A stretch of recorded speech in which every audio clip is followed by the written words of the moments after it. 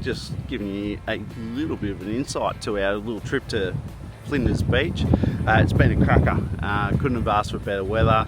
There's been a nice 10 to 15 knot breeze, and being at Flinders, we're fairly protected here as well. So we love coming to Flinders. It's one of my favourite spots, and we decided to bring the big Kokoda here this time. The wife wanted something a bit more comfortable for 5 days. And it was a good test run for this one. It's first trip off-road. It's been really handy. All the power in the world. We've run aircon, we've done everything.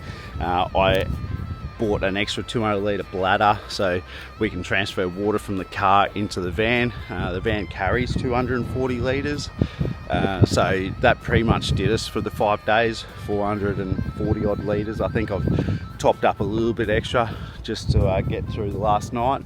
My family does not do anything in small doses, so 5-10 minute showers while camping is quite common for the wife and kids. They are getting better though, I must admit. Flinders, we are down at J1, access J1, just off to the side of J1.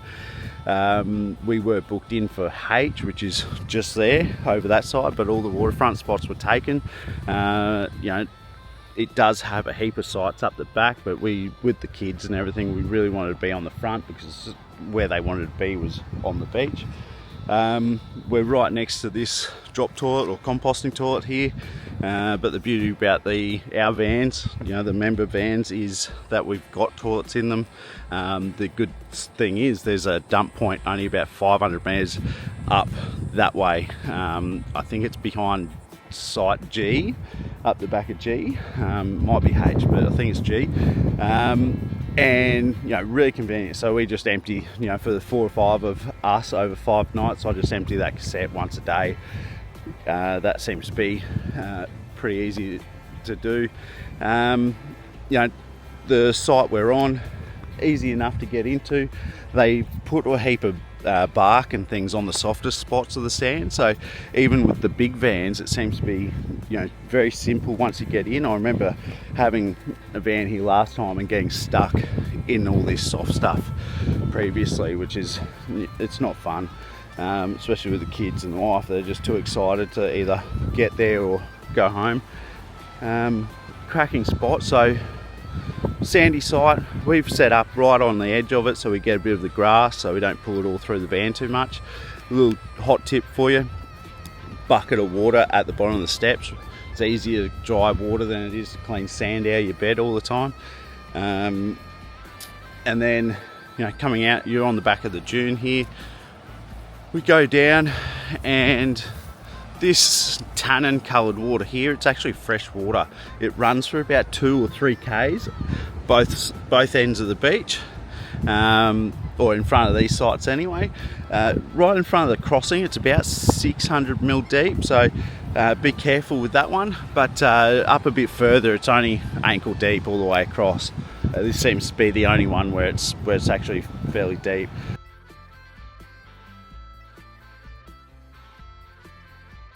We didn't come across in this one, but we'll be leaving through this one here and heading straight up to Adder Beach, Adder Rocks access point. It'll be easier to get out there than it is at the middle access road, and we would not get the van out at Amity End. It's just too washed away. There's about a 600 mil step up off the beach to get out there, and if you don't get the tides right, you won't get around the trees to the Amity End access road. You can go through, cut back through the sites A, B, C and D. You can go along the back of those sites if you need to, but you wouldn't pull a 22.5 foot caravan through there. So Adder Rocks End is the easiest way. A couple of little washouts or creeks that you go across going through, but if you get the tides right, seems to be that you're only dropping off a couple of inches, and that's fine. If you get it wrong, you could have half a metre drop off into the creek to get through, or you're driving up through the really soft stuff for a few hundred metres or about half a k for the last of it to get to the access road. So yeah, Flinders Beach, cracking spot, one of my favourites. It's fairly busy. This is a Wednesday today, and you know it's probably half full, but it's first week of December, so obviously a lot of people just starting to get into holiday mode. There's been a couple of guys here that I've spoken to, and they're actually here for a month, and they go back and forward for work, which is fantastic. You know, they've got a car left over on the mainland. They just drive to Dunwich, they jump on the flyer, off they go work. They might do 2 days a week, and then come back and enjoy the rest of their month. You know, so it's very close and easy to Brisbane. The barge for us now, we're close to 16 meters overall. It cost about $860. The site was around $250 for the 5 of us for 4 nights, and you know, well worth it.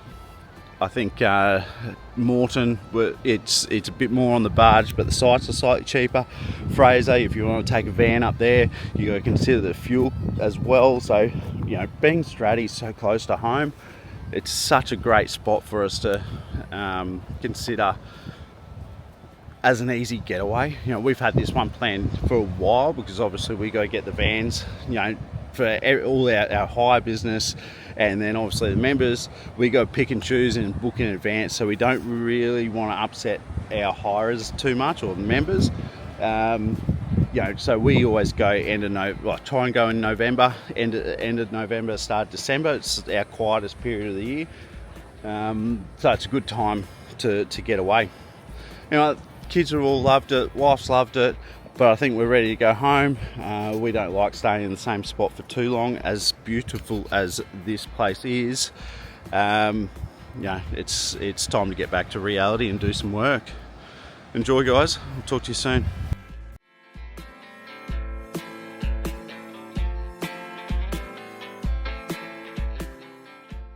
Just packing up and almost done. I'm just letting the front tyres back down on the car. I had them back up around that 25 to 27 mark, just to drive around town at Point Lookout and things like that. But I always try and drop them back down, especially when I'm about to tow the van. Little tip, I go about 15 or 16 in the front, and with this van I'll sit around 20 in the rear. It seems to be about the right amount of bag out on the tyres. Pretty much all done. I've just got to pack the mat up on the ground. I see there's the roof hatch is still open, so I've got to do that. The cloth under the van, the wind's blown away, and I've got Max Tracks underneath on the other side just to try and help level the van out when we got here. But that's pretty much it. It's pretty well time to say goodbye to this magical spot. We'll drive through this creek in a minute and then head off the beach.